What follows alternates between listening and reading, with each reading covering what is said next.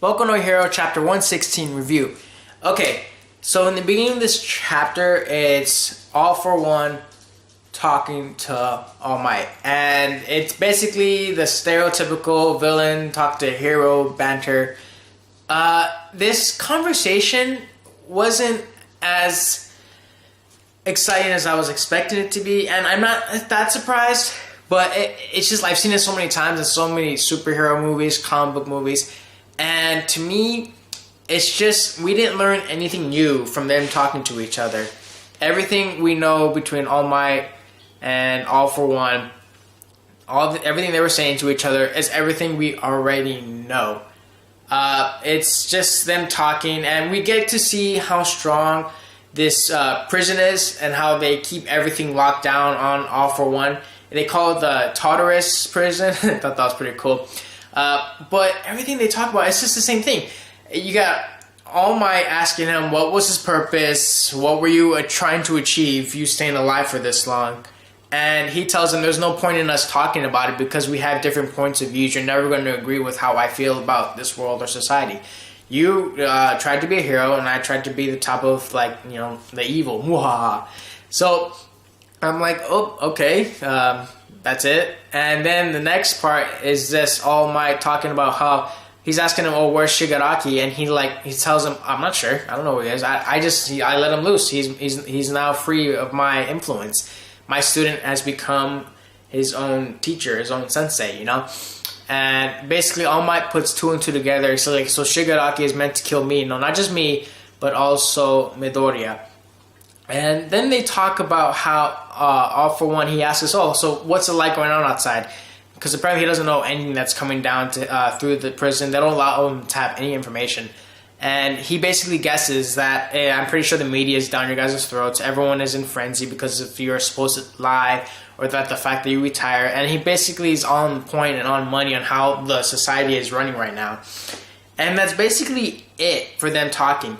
And then you have All Might in this cool-ass panel that look pretty sick. And he says, I'm not going to die. I'm not going to let Shigaraki kill me or the boy.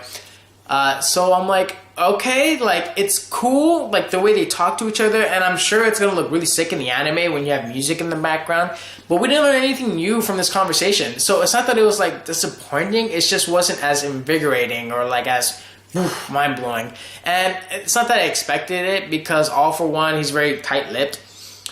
So as much as this conversation looked cool, it just doesn't seem there was much behind it because I've seen it done so many times.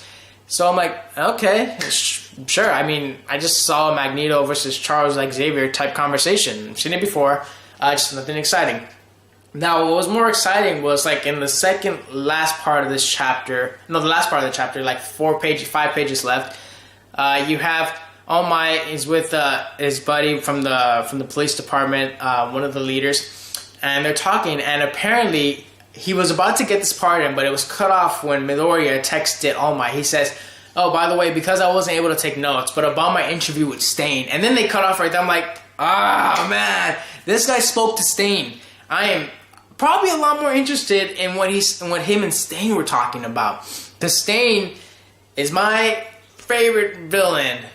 More than All for One. I love that guy. He's awesome. And I'm like, damn it, they cock teased us with that. Oh, I spoke to Stain a little bit. I'm like, oh, you motherfuckers. You motherfuckers.